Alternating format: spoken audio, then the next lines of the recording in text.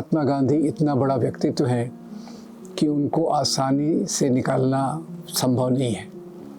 तो इन्होंने योजना बना के धीरे धीरे पहले तो महात्मा गांधी ये जो स्कीम थी स्वच्छता अभियान में उनको एक आइकन बनाया, पर उसके बाद से जहाँ भी मौका मिलता है वो महात्मा गांधी को निकालने की कोशिश करते हैं।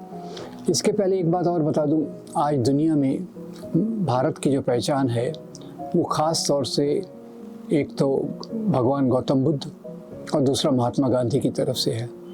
और भारत के स्ट्रक्चर्स के लिए सबसे ज़्यादा जो मशहूर है वो है ताजमहल। अब एक तरफ तो ये ताजमहल के ख़िलाफ़ बात करते हैं, दूसरी तरफ से महात्मा गांधी को हटाना मुश्किल नहीं है, तो उन्होंने मनरेगा का यही किया। मनरेगा में महात्मा गांधी का नाम है। और दूसरी बात आपको बताऊं कि मनरेगा जो है वो लोगों के जीवन का एक महत्वपूर्ण आधार था, अधिकार था। उसको बदल के, अधिकार को बदल के ये एक अलॉटमेंट स्कीम ला रहे हैं जो केंद्रीय सरकार के इशारे पर चलेगी। अभी तक क्या था, कोई किसान बेरोजगार है वो ग्राम पंचायत के पास जाएगा, ग्राम पंचायत उसके लिए काम ढूंढेगी। अब क्या होगा, केंद्रीय सरकार निर्णय करेगी कि कहाँ हमको पैसा देना है, कहाँ करना है, किस प्रकार से करना है। तो मनरेगा को हटाना मेरे ख्याल से भारत के गरीब किसानों के लिए एक बहुत बड़ा संकट है। और इसमें वो एक तीर से दो निशाने साध रहे हैं। एक तो गरीब किसानों को बेरोज़गार करना, बेरोज़गार की परिस्थिति में लाना, और दूसरा जो महात्मा गांधी के नाम पर स्कीम जुड़ी हुई है उसके बदले राम जी स्कीम लाना। अब राम के आधार पे तो उन्होंने बहुत राजनीति की है, पूरा बाबरी मस्जिद को गिराना, उसके बाद जो सब दंगे कराए, और अभी भी उनका आक्रामक नारा जय श्री राम का है। जबकि बचपन में हम अपने दादाजी दादी को जय सिया राम बोलते थे, राम राम बोलते थे, उसमें एक मोहब्बत थी। ये जय श्री राम में तो एक आक्रामकता है, और वो आक्रामकता के आधार पे वो इस स्कीम को वापस लाने की कोशिश कर रहे हैं। और आप देखिए किताबों में क्या हो रहा है, ये तो एक मनरेगा है। किताबों में गांधी जी के ऊपर जो चैप्टर था वो छोटे से छोटा किया जा रहा है, और सावरकर पे जो चैप्टर है उसको बड़े से बड़ा किया जा रहा है। एक जिसने देश के लिए कुर्बानी दी, दूसरा जिसने अंग्रेज़ों की गुलामी की, ये दोनों को के बीच में किस प्रकार से उनका ट्रीटमेंट है ये देख लीजिए। तो किताबों में ये इस प्रकार का परिवर्तन ला रहे हैं। आपने सुना होगा, मेरे ख्याल से आपके कर्नाटका की किताबों में ही था कि अंडमान की जेल में रहते हुए रोज़ रात को बुलबुल पे बैठ के आते थे और कर्नाटक में यहाँ का हाल देखते थे। क्या मजाक हो रहा है ये।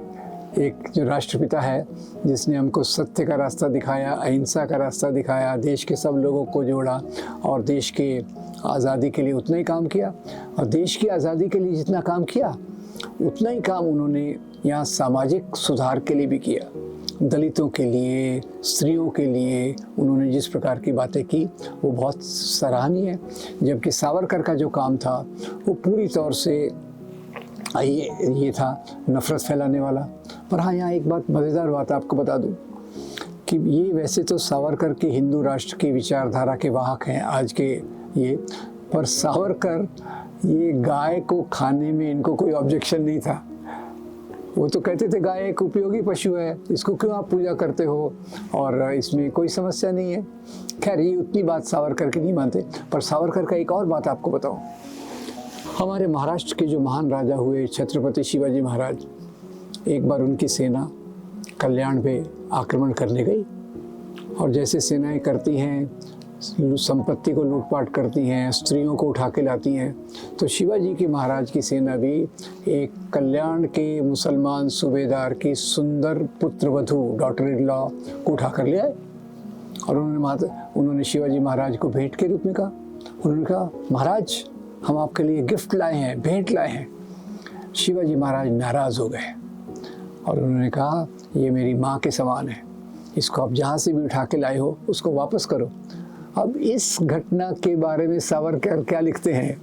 सावरकर लिखते हैं, क्या शिवाजी महाराज को याद नहीं रहा कि भाई मुसलमानों ने हिंदू स्त्रियों के साथ क्या किया, उन्होंने वापस क्यों लौटाया उसको, इसका बदला लेना चाहिए था। तो इतनी घृणित विचारधारा जो स्त्रियों के बारे में रखता है, उसको इस प्रकार का देना, मैं तो कहूँगा भारत रत्न देना, सावरकर को भारत रत्न देना शिवाजी महाराज का भी अपमान है, यहाँ की स्त्रियों का भी अपमान है।